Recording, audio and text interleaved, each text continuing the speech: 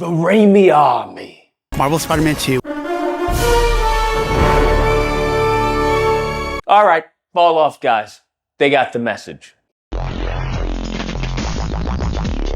Oh my goodness. So when it comes to Spider-Man 2, if you guys haven't seen, everyone got invited, okay, even people's grandmas got invited to play Spider-Man 2. Now, here's the thing. I wasn't expecting an invite, given the fact that I'm very critical of this game. And rightfully so. I'm a big Spider-Man fan, and I want the best for Spider-Man.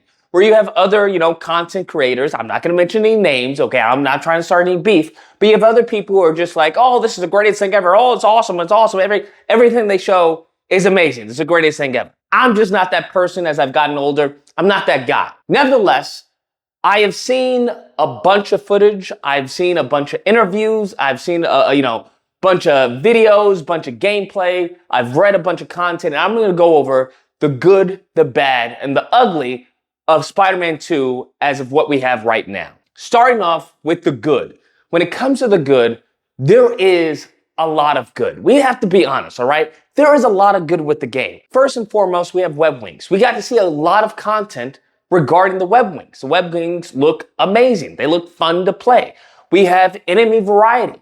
I believe you have people who shoot out nets. You have the jaguars, right? Which I thought was dumb until I found out that their purpose is that they nullify your symbiote powers. So you have to take them out or you can't use your symbiote powers. We have the people with blades who charge at you with blades.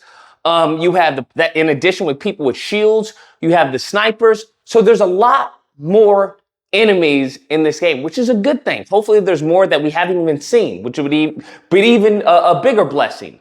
Next up is that it's more difficult. Now with Spider-Man 1, I'd played on the hardest difficulty and it was relatively easy. And I would do it without the gadgets because I'm not really a big fan of gadgets in a Spider-Man game. Now in this one, people were saying that you had to use the gadgets in order to survive because the difficulty was that much more amped. And it's understandably so because if you're playing as a symbiote, which is overpowered, right? You're gonna have to somehow balance that gameplay. And it seems that they've done that with a variety of enemy types and adding a whole bunch of enemies in a room or during a scenario where you're fighting, which is a good thing.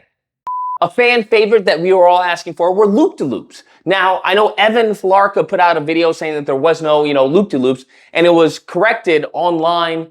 I believe when the managers, the community manager says, hey, there in fact is loop-de-loops. It was actually certified by Jake Baldino, who said, hey, he did a loop-de-loop.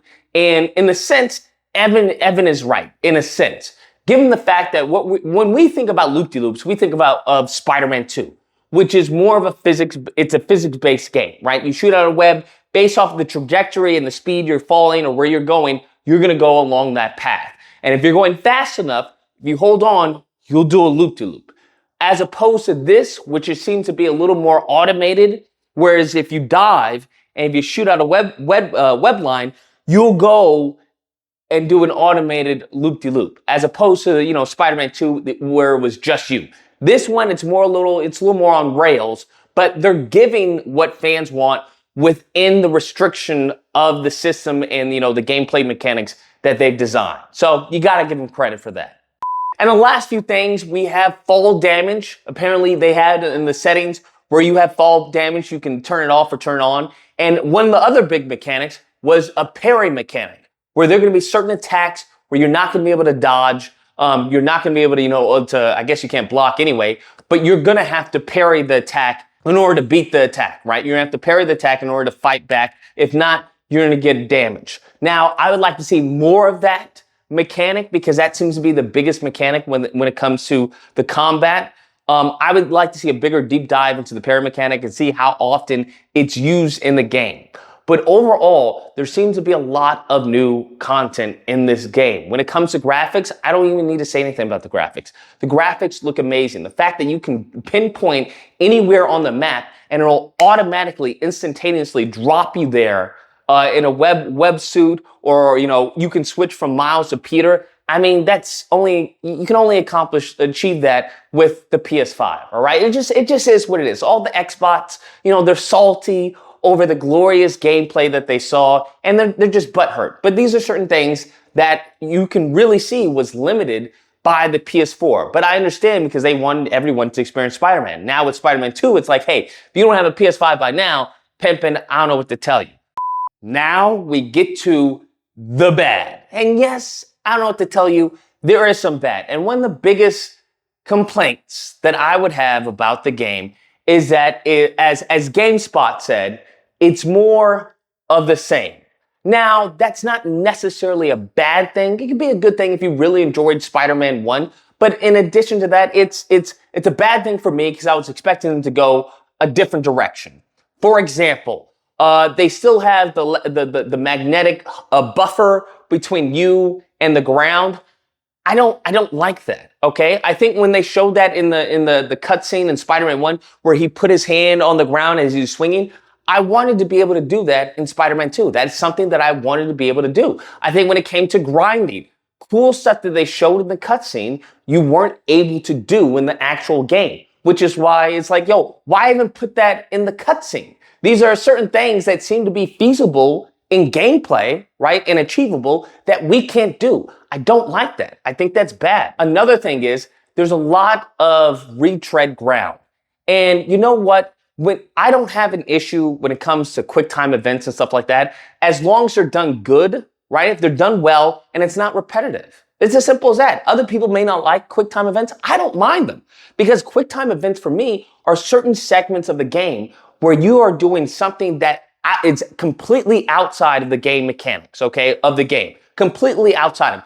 And it's something that deserves a quick time event. It doesn't happen always. It's a certain crucial or pivotal moment in the game. So when you come and juxtapose something like God of War or even an Uncharted series, right? Uncharted 4, where he's hanging on to the rope and, shooting people and stuff like that, that whole segment was phenomenal. It was amazing. So when you juxtapose that with the lizard sequence, it just falls flat for me. It's like, I've already done this.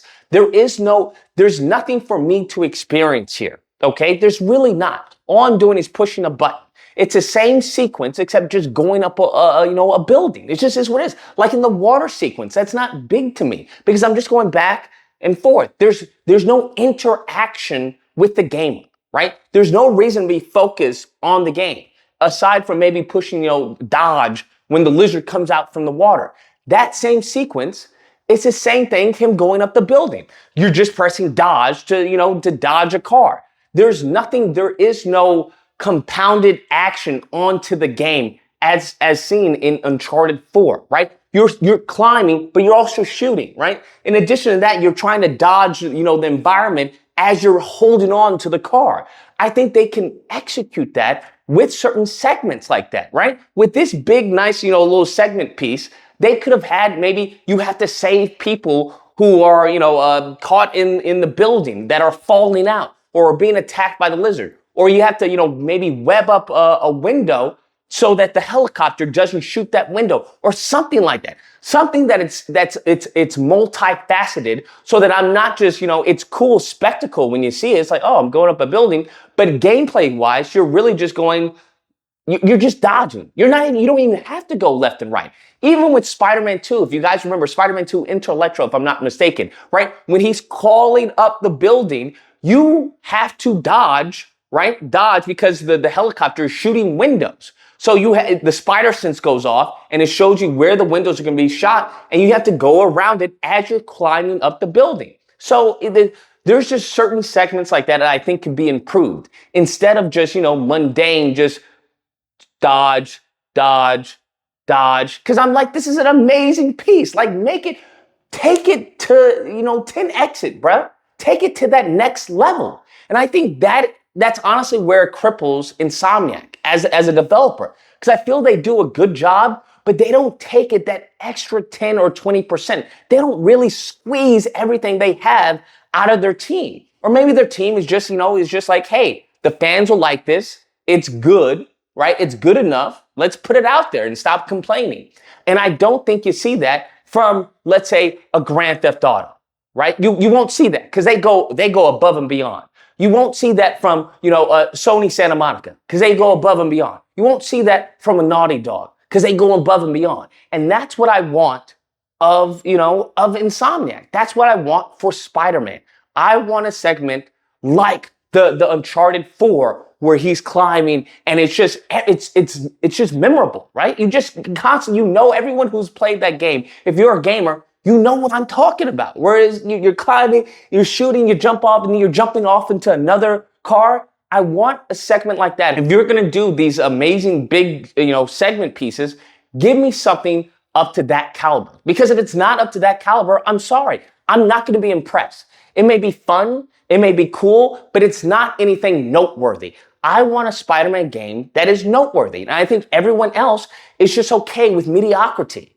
That's the issue that I have. For example, when it comes to when he's swinging and he swings through the trees and branches come off, those little small things like that, those little small details, those are great to me. That's really what really fine-tunes and takes that game to the next level. And I would argue that if I were to mention that in Spider-Man 1, it's like, hey, when I swing through the tree, branches don't cough. You don't even hear a sound of him going through the branches. People would scream and complain, just be happy, just be happy. And I think the gaming community as a whole has been inundated with these mediocre, lackluster gamers because they don't know anything, right? They're a bunch of kids who don't know anything and they're just like, just be happy. It's like, no, I'm not going to be happy with mediocre gameplay, especially if I've seen other developers do above and beyond. Other developers do excellent work. I mean, if you take, for example, Zelda, Breath of the Wild, and you juxtapose that with, Tears of the Kingdom, it's night and day, even though it is, in fact, the same map. So I just want the greatness that I've seen in other games and other developers to befall upon us in Spider-Man 2. It's good. I want it to be great. The last thing I would say for the bad is, on top of the other that I've discussed previously, is going to be the symbiote, right? We finally got to see the symbiote gameplay. We got to see the symbiote swinging. And unfortunately, it seems to have the same animation set. Even that one animation that I thought was pretty cool where he kicks the guy. Remember in the first trailer where he kicks the guy up on the building? I come to find out that Miles can do that same thing, which is like, okay, I thought this was an animation exclusively for the symbiote suit. That's what I thought. I thought it was a complete animation set, right? A complete new animation blueprint for the symbiote gameplay. That doesn't seem to be the case. Apparently they're sharing animations and it just dilutes the impact and the power of playing the symbiote. Because I want an entirely new experience. I think they should change the stance a little. And once he turns, puts on this symbiote suit, I want little details like they had that in Web of Shadows. And I don't know if you understand this, but that's really what a lot of people are going to be doing. They're going to be referencing other games that have done this because they are treading similar water. They are treading similar territory when it comes to the symbiote suit, when it comes to the Lizard, when it comes to Kraven, okay, when it comes to Venom. So those who have played those games, we already know what to expect. We already know, an understanding, okay, I've seen this gameplay mechanic, I've seen that happen, So let's see how Insomniac is going to take it to that next level. And I think they're stuck with good when they could be great. And it's unfortunate, but if the fan base is happy, it's like, hey, mum's a word. I don't need to go that extra level. So I think it's going to have to be an internal push for greatness that happens within Insomniac. Because the player base is just going to be happy of seeing Spider-Man. That's what it seems to be. Now, lastly, when it comes to the ugly, I don't think there's a big ugly. The only ugly I can think of is the marketing. I think Insomniac, Sony, who's ever, responsible for this, has done a trash job. I think they should be fired. That's what I think. I think they should be fired because they are horrendous. I think the fact that we are now getting a dump of Spider-Man information, of Spider-Man videos and Spider-Man, interviews and stuff like that, at September 16th, it's unacceptable. The game comes out October 20th. So what? So what it tells me that they just cheaped out on the budget. That's what it tells me. It's like, hey, we no longer need to go ham on our marketing like we did with Spider-Man 1 because Spider-Man 2. We already know that people are going to buy this game. We already know that people are waiting and anticipating for this game. So they'll get whatever we give them. And I think that's honestly disrespectful to the fan base. I think that's disrespectful to anyone who's excited for this game. And I don't think anyone has really put that to the forefront because they're too busy, jerking off Insomniac, at every little bit that they say, talking about, hey, let us cook. We didn't even know you guys were in the kitchen cooking, pimpin'. What are you talking about, let us cook? You guys have been completely silent, more silent on the sequel than you were for the, your predecessor. So I think the marketing was absolutely ugly. I think the communication was atrocious. That's what I'd put ugly of this game. That's what I would do. Anyways, guys, that's the video. I hope you guys enjoyed it. That's my take on, the good, the bad, and the ugly. If anything, comes out new, I'll be sure to update the video. If you happen to disagree with anything I said, feel free to call in during disagreement days, which are typically held Friday through Sunday. There'll be a number on screen. You call in, we duke it out. Either or, hope you guys enjoyed the video. If you did, please feel free to like, share, comment, subscribe. Oh, that fun stuff. Until next time, guys, be amazing. And I think they're stuck with good when they could be great.